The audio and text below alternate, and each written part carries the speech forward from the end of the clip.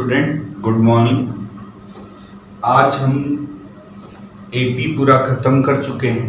पहले आज हम स्टार्ट कर रहे हैं GP. GP it means geometric progression. Geometric progression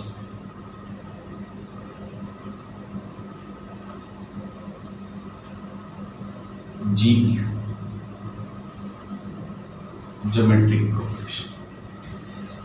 AP में और जीपी में एक रिलेशंस है, इसके कुछ शॉर्टकट्स हैं, इसको याद रखें कि एपी में जो प्लस होता है ये एपी लिख दें और इधर लिख दें GP.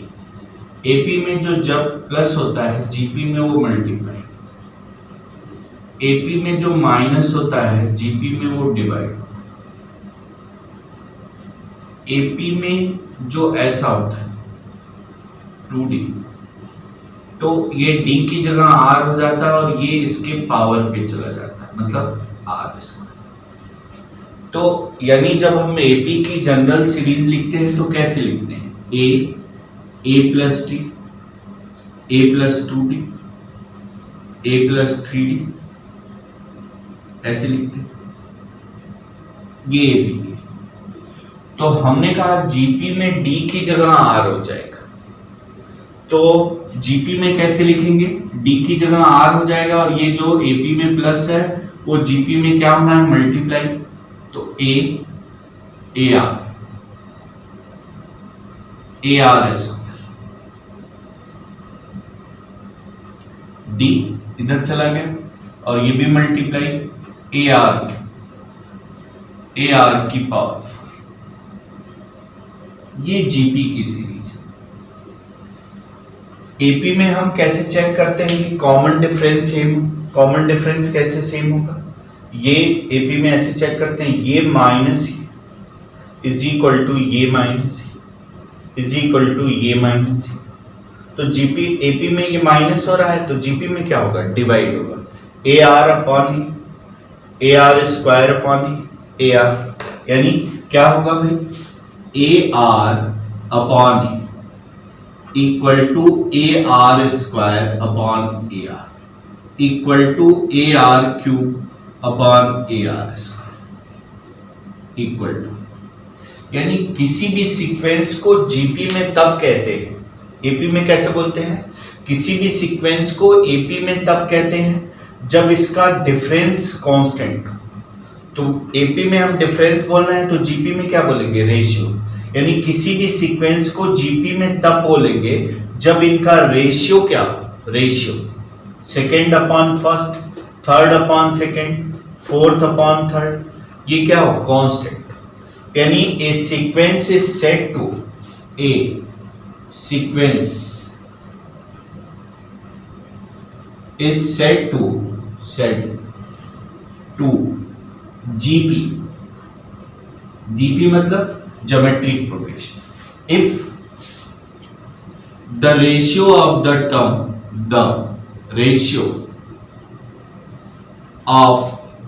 Term and preceding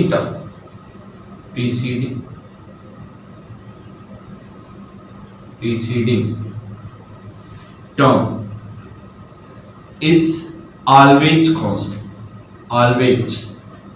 constant.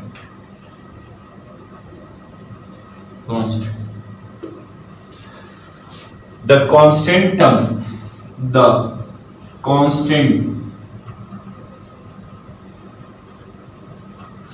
term is called common ratio। उसको क्या बोलते हैं? एपी को difference, common ratio, and denoted by are,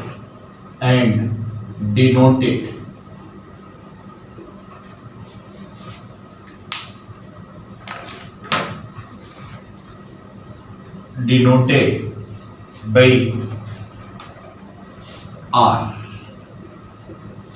यानी किसी भी सीक्वेंस को जीपी में तब बोलते हैं जब दो कॉन्जिक्यूटिव टर्म का रेशियो जो है कांस्टेंट हो, और उस कांस्टेंट टर्म को हम कॉमन रेशियो से लिखते हैं और आर से लिखते हैं।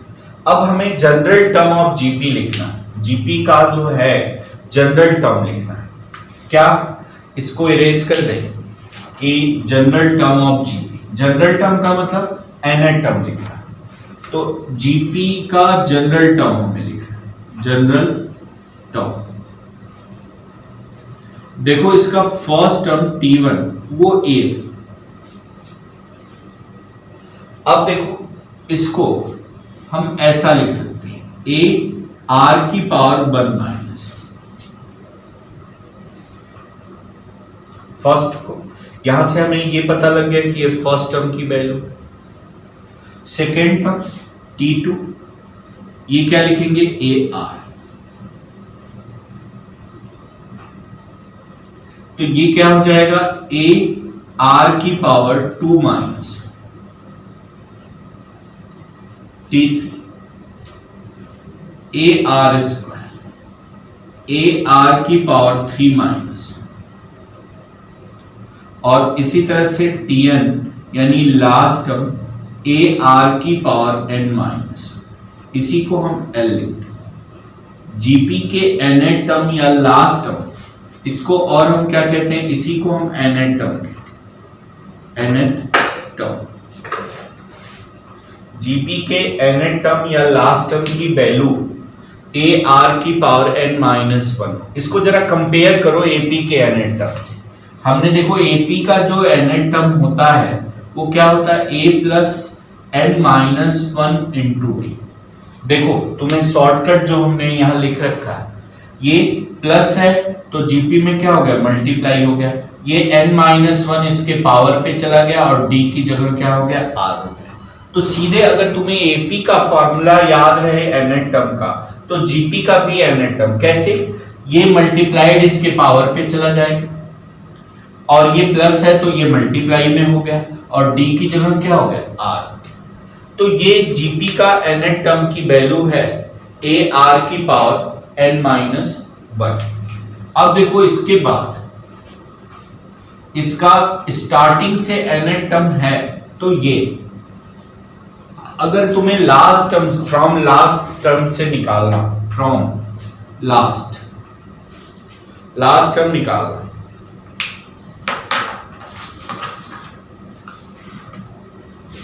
फ्रॉम लास्ट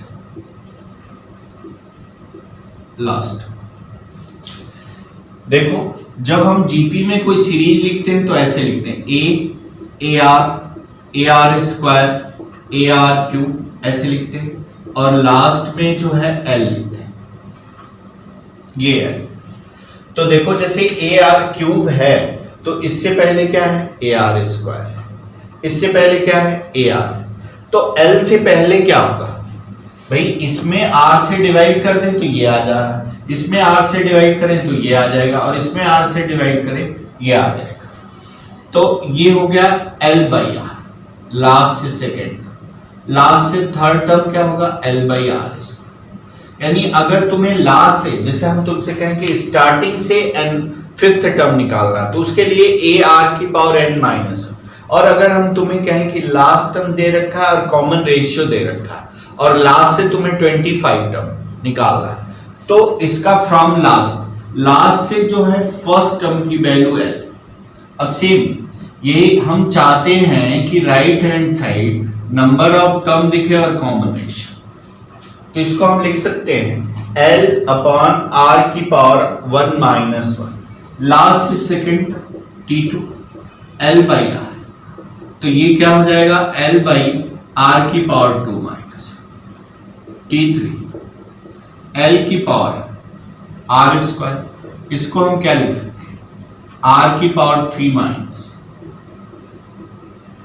तो लास्ट से जो nth टर्म का फॉर्मूला होता है L R की पावर n माइनस, ये लास्ट। अब देखना जरा लास्ट से nth टर्म ऑफ AP देखना क्या होता है, लास्ट से nth term of AP L minus n minus 1 into D.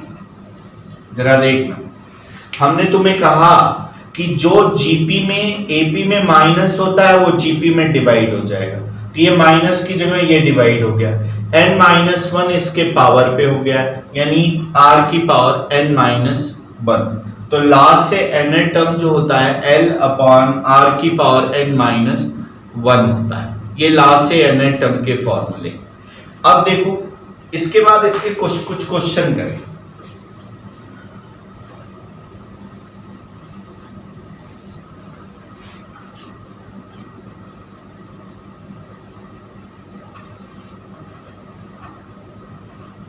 Question लिखो, if third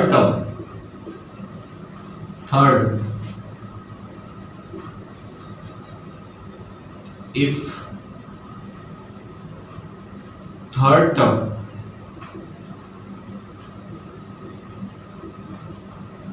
of GP is 5,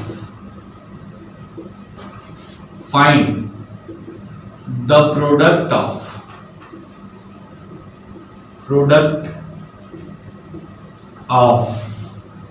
first 5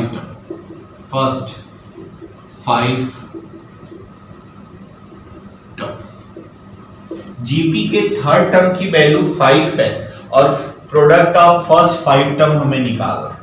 तो थर्ड टर्म मतलब T3 का मतलब AR equal to 5। Product of AR T3 क्या होगा, AR की पावर n-1, तो 3 - 1 2 हो जाएगा। तो अब product of first 5 T1 T2 T3 T4 और T5, ये फर्स्ट 5 टर्म का हमें प्रोडक्ट निकालना है। तो देखो T1 A, T2 क्या है AR, T3 क्या है AR², T4 क्या है AR की पावर 5। ये देखो A कितनी बार है, 5 बार है, तो ये क्या हो जाएगा A की पावर 5। अब देखो R 1 3 हो गया, 6 सॉरी ये 4 होगा, तो ये 10 हो गया। इसको हम ऐसा लिख सकते हैं AR² की पावर 5 की पावर 5, ये आंसर। तो ये देखो इसकी वैल्यू जो हो गई वो 5 की पावर 5 हो गई। ठीक, अब एक और क्वेश्चन लिखो। Question, if x 2x plus 2 3x plus 3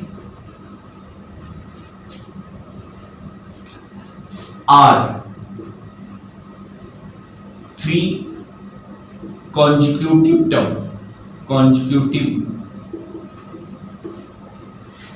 term of GP, then find the first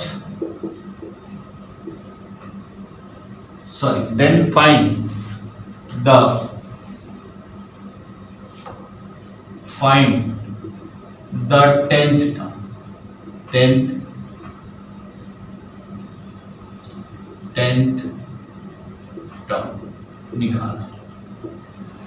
ये जीपी के 3 कॉन्जिक्यूटिव टर्म है। तो और तुम्हें क्या निकालना है कि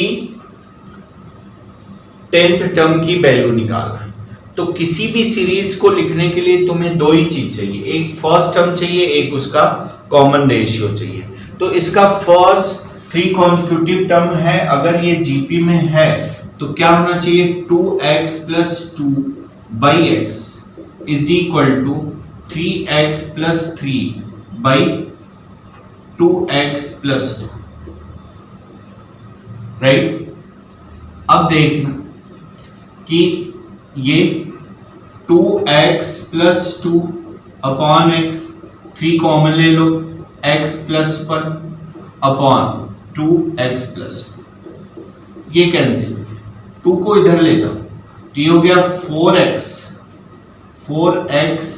plus 4 और ये क्या हो गया 3x। तो अब देखो इसको इधर ले जाओ, तो 4x minus 3 is equal to minus, x की वैल्यू -4 हो गई। तो x की अगर वैल्यू, x यानी फर्स्ट टर्म जो हो गया वो क्या हो गया भाई, माइनस, और ये जो सेकेंड टर्म होगा, सेकेंड टर्म t2, ये कितना होगा, 4 2 जा 8, 4 2 जा 8 माइनस 8 प्लस 2 -6। तो r जो होगा वो t2 अपॉन t1 होगा, तो -6 बाई -4 यानी 3/2। अब देखो इसका r निकल गया और फर्स्ट टर्म निकल गया, हमें t10th टर्म की वैल्यू निकालनी है। तो t10 क्या होगा, a r की पावर 10 -1, तो t10 a r की पावर कितना, 9, तो a का मतलब कितना, -2, और ये हो गया 3/2 की पावर 9। इसको सिंप्लीफाई कर लो, तो ये देखो 2 की पावर, ये 2 कैंसिल हो गया, और ये सिंप्लीफाई कर लेना, तो ये हो जाएगा -4, और 2 की पावर 2 कैंसिल हो गया इससे, तो 3 की पावर 9 अपॉन 2 की पावर 7 इसकी वैल्यू, ये आंसर। अब इसके बाद एक और क्वेश्चन देखें।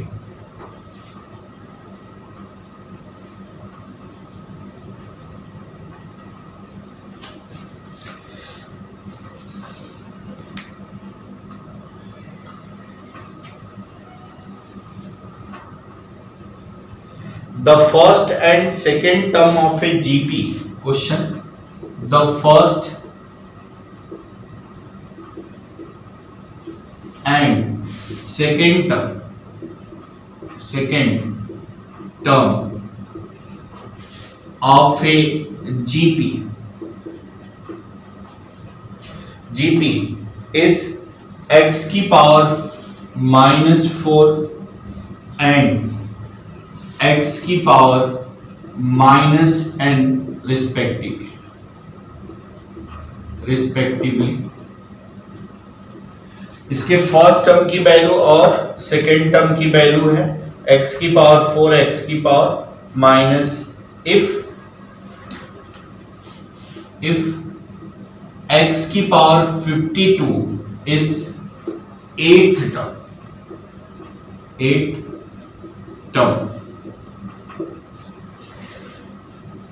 8th term, then of the same progression,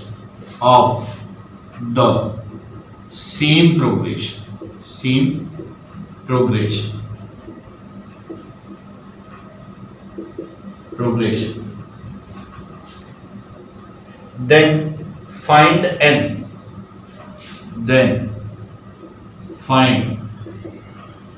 n। इसका पहला ऑप्शन 13, दूसरा B, 4, C, 6 और D, 8।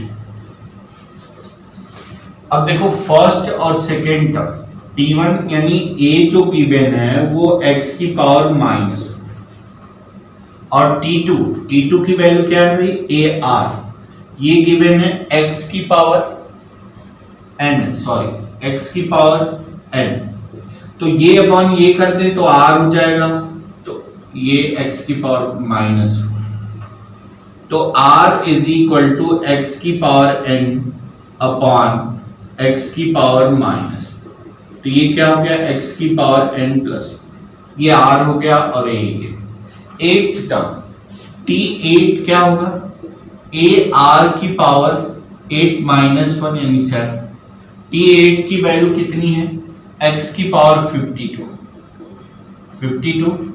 और a की वैल्यू कितनी है, x की पावर -1, और r की वैल्यू है x की पावर n+4 अपॉन, तो x की पावर 52, और ये हो जाएगा x की 4 7 से मल्टीप्लाई हो जाएगा, तो ये हो गया x की पावर 7n, और 7 4 जा 28, 28 -4 24, तो 7n इज इक्वल टू 52 -24। तो ये कितना हो जाएगा 28 हो जाएगा, तो n इज इक्वल टू कितना हो जाएगा 4, तो इसका ये आंसर हो गया। अब देखो एक और क्वेश्चन देखें इसमें, नेक्स्ट एक और क्वेश्चन देखें, तो ये इसकी n की वैल्यू जो है x की पावर क्या हो गई 52 हो गई। अब एक और क्वेश्चन इसमें देखो,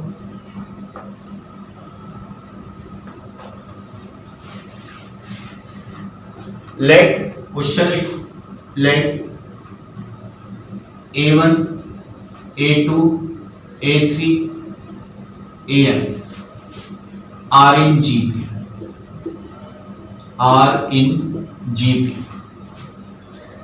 such that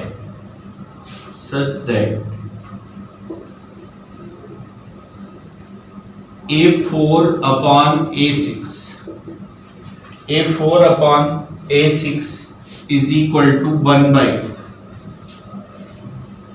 and a2 plus a5 and a2 plus a5 is equal to 216, then a1 यानी फर्स्ट टर्म हमने निकाला, then a1 ये a1 की वैल्यू हमें निकालनी है, तो एक ऑप्शन है 12 और 108/7, 12 और 108/7, दूसरा 7/12/7, सी 19/28/9 और डी नन ऑफ दीज। ये दो डेटा में गिवन है, a4 अपॉन a6। लेट हम ये मान लें कि इसका कॉमन रेशियो r है, तो a4 a1 r3 a1 r की power 5 is equal to 1/4। a1 कहते भाई a4 a1 a plus r 4 minus, तो ये कितना हो जाएगा 1/r² इज इक्वल टू 1/4, तो ये हो जाएगा r इज इक्वल टू +-2। अब r +-2 हो गया, a2 को हम क्या लिख सकते हैं a1r, और इसको हम क्या लिख सकते हैं a1, और ये क्या लिख सकते हैं r की पावर 4 इज इक्वल टू 260। ये देखो a1 की वैल्यू a1 की हमें निकालनी, तो r की value when r is equal to 2 रखते हैं, तो a1 कॉमन ले लें, इसमें से a1 कॉमन ले लिया, r2 प्लस 2 की पावर 4 60 और 260, तो a1 इज इक्वल टू जो हो जाएगा 216 की पावर अपॉन 18।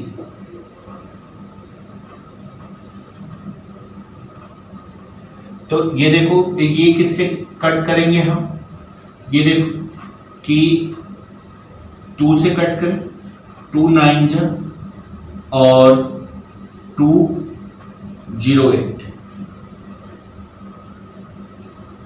9 बन जा और 9 दूनी 12, तो एक ऑप्शन 12 आया। एक ऑप्शन 12 किसमें है, यानी ये हो सकता है या डी हो सकता है।